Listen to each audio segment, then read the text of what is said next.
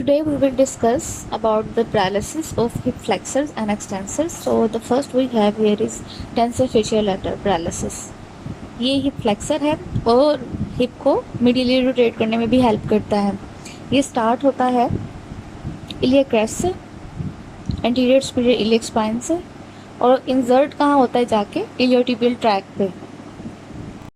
So it is obvious अगर इसका paralysis है या सिवियर वीकनेस है तो क्या होगा, क्योंकि ये हिप फ्लेक्शन करवाता है तो ये अब वीक है तो हिप फ्लेक्शन जो है मुश्किल हो जाएगी, और मीडियली रोटेट कराता था तो मीडियली रोटेट करना भी उसके लिए मुश्किल हो जाएगा।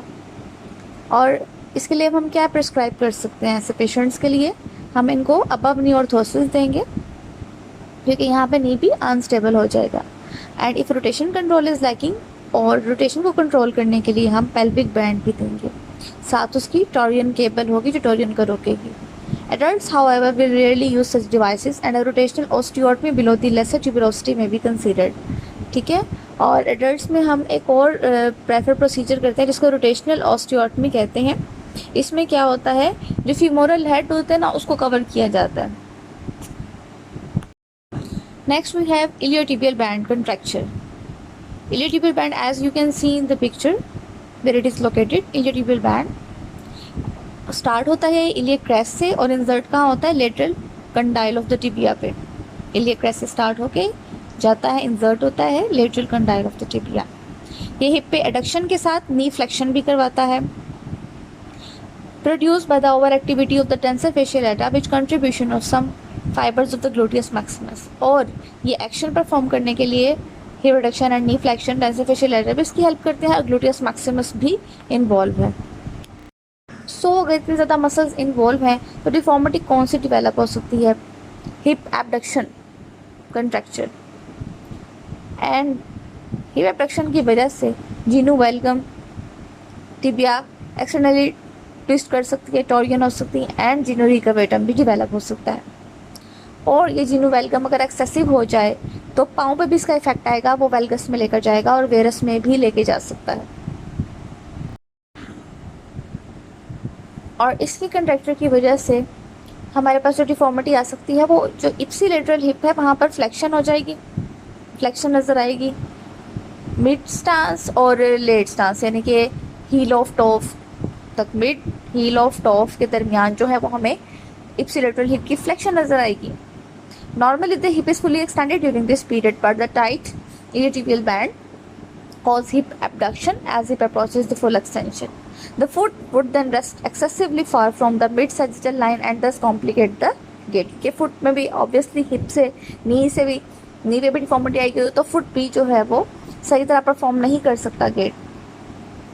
अच्छा, जो फ्लेक्शन है इप्सिलेटरल हिप की वो इस क्योंकि जो फुट है उसको ताकि वो सही ज़मीन पर लगे जहाँ पे प्रेशर पड़ना चाहिए वहाँ पड़े, तो इसलिए हिप पे इप्सिलेटरल हिप पे फ्लेक्शन भी हो रही है, but accentuates and any hip extensor weakness. और अगर हिप फ्लेक्सर के साथ हिप एक्सटेंशन की भी वीकनेस हो जाए तो फिर ज़्यादा गेट में ख़राबी आ सकती है, और उसके साथ वो ग्लूटियल लर्च भी शो कर सकता है जो कि बेंडिंग है, आइदर पोस्टीरियर और एंटीरियर जो है वो ट्रंक को बेंड करेगा और इसको फिर लर्चिंग गेट कहते हैं। लर्चिंग गेट भी शो करेगा और flexion of the ipsilateral hip के साथ गेट भी शो करेगा।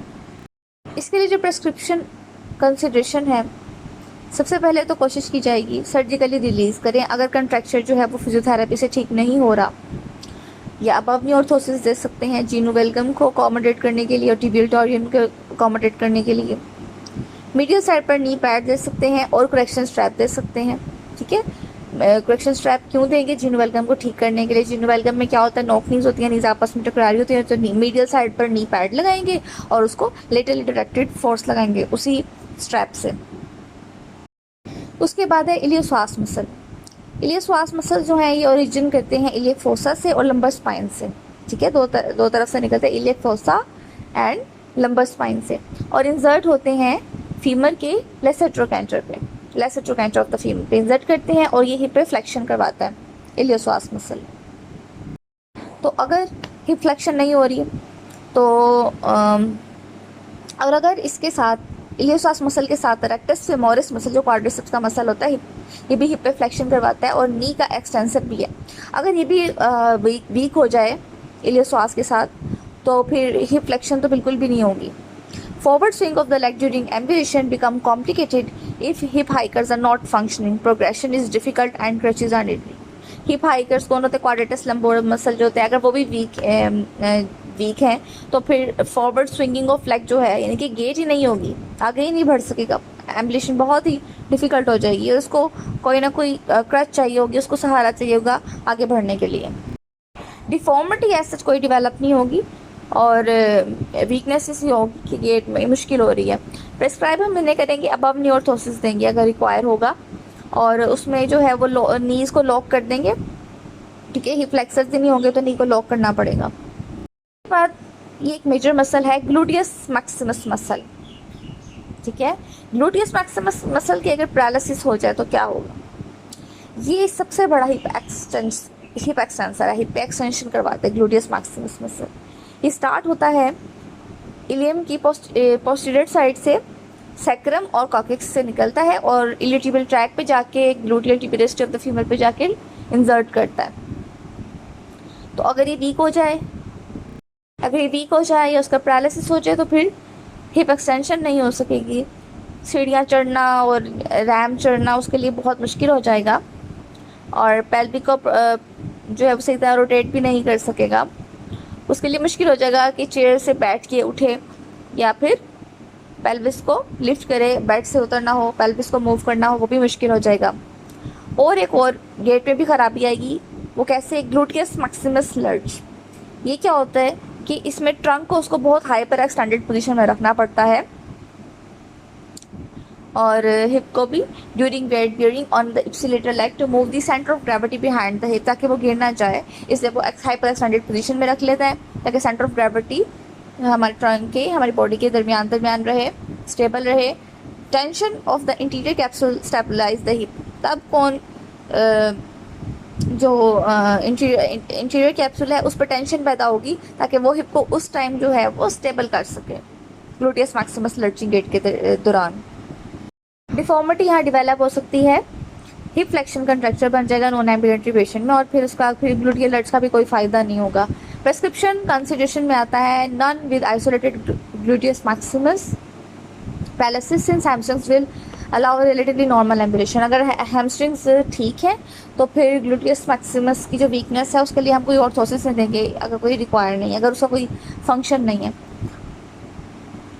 The next is gluteus Maximus and hamstring paralysis. अगर बोथ ग्लूटियस मैक्सिमस भी जो लास्ट हमने पढ़ी है उसमें सिर्फ ग्लूटियस मैक्सिमस की वीकनेस थी, पैरालिसिस था, और हैमस्ट्रिंग्स एक्टिव थे। यहाँ पर ग्लूटियस मैक्सिमस के साथ हैमस्ट्रिंग के भी पैरालिसिस है, तो फंक्शनल डेफिसिट्स क्या आएंगे?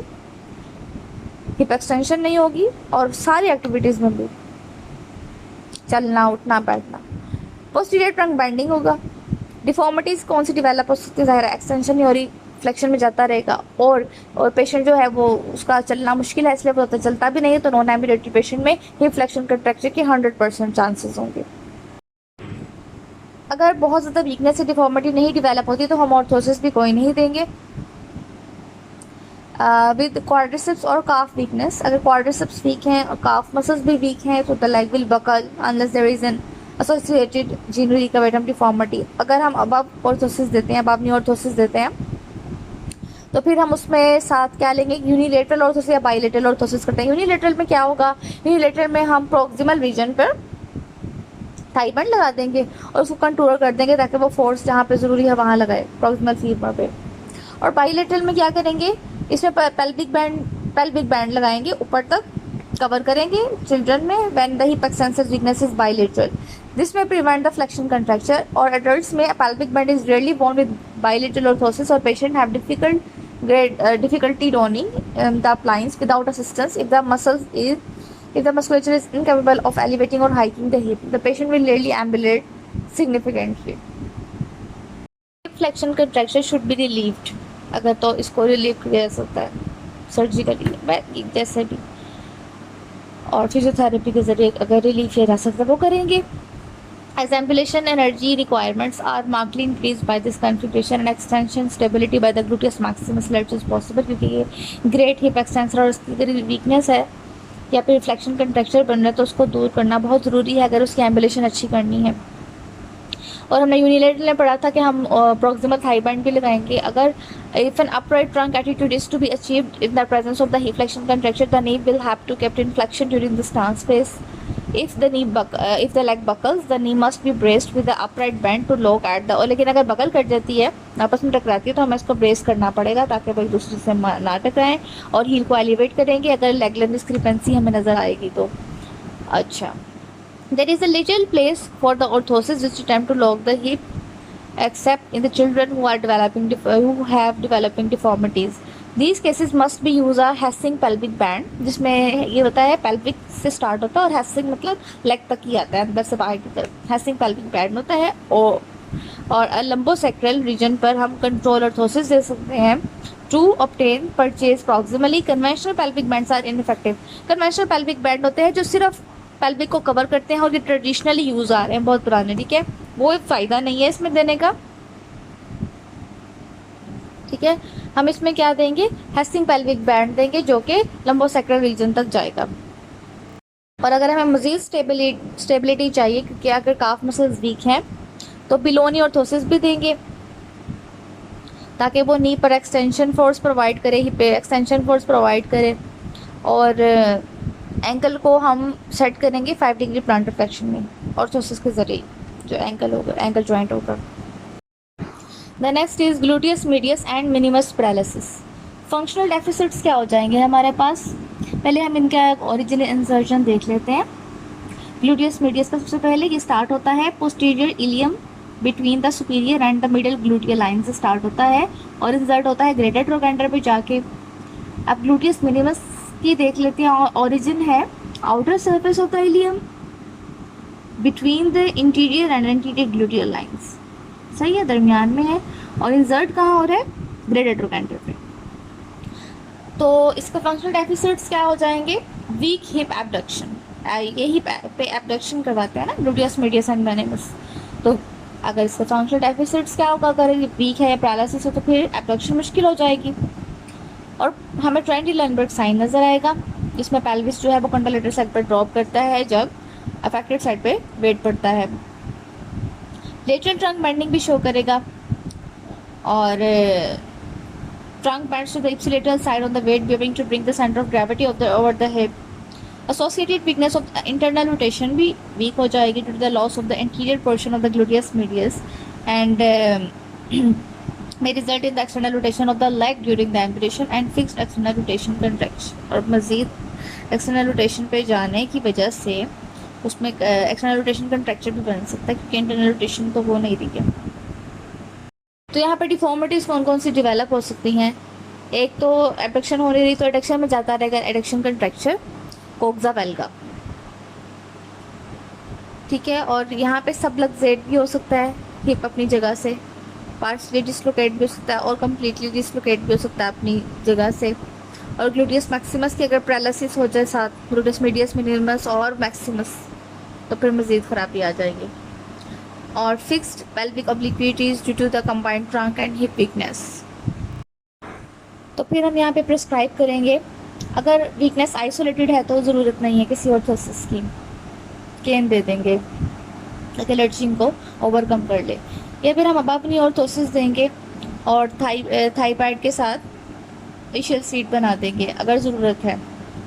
जिस चीज़ का फ़ायदा होगा उस टाइम हमें वही प्रिस्क्राइब करेंगे जिसमें पेशेंट को ईजी फील हो। अब इशियल सीट बनाने के जो अबव नी ऑर्थोसिस बनाते हैं हम, उसमें हम इशियल सीट भी बनाते हैं। इशियल सीट का क्या फ़ायदा होगा, एक तो वो एक्स्ट्रा स्ट्रेस नहीं आने देगा, डिसलोकेशन के चांसेस कम हो जाएंगे, जो हमने भी पढ़ा है कि हिप डिसलोकेशन होता है, सबलक्सेट हो सकता है, डिसलोकेट हो सकता है, तो उसके चांसेस कम हो जाएंगे अगर हम वक्त पे ये बना देंगे। और ये सेंटर ऑफ बॉडी की जो लाइन है उसको भी ट्रंक के यानी कि हमारी बॉडी के दरमियान रखेगा ताकि सेंटर ऑफ ग्रेविटी डिस्टर्ब ना हो, गिरने के चांसेस कम हो। Holds orthosis against the lateral side of the leg. Pelvic band देंगे is also effective in keeping orthosis against the lateral side of the thigh during the stance. The pelvic support should not be rigid. ठीक है, pelvic support चाहिए वो flexible material का बनाएंगे, कपड़े का The flexible material का as lurching is a useful moment for these patients.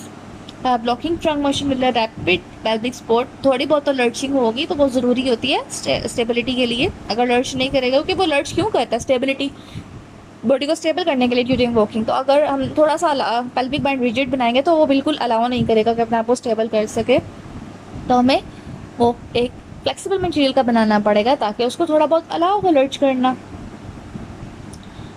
इसमें पेल्विक सपोर्ट जो है वो स्पाइनल ऑर्थोसिस के साथ भी हम पेल्विक बैंड लगा सकते हैं। और अगर हम रिजिड बनाएंगे तो वो कॉम्प्लिकेट करेगी वॉक को, और क्रचेस और एंड नेसेसिटेट द, फिर हमें क्रचेस यूज़ करने पड़ेंगे ताकि उस पर वज़न ट्रांसफ़र कर सकें।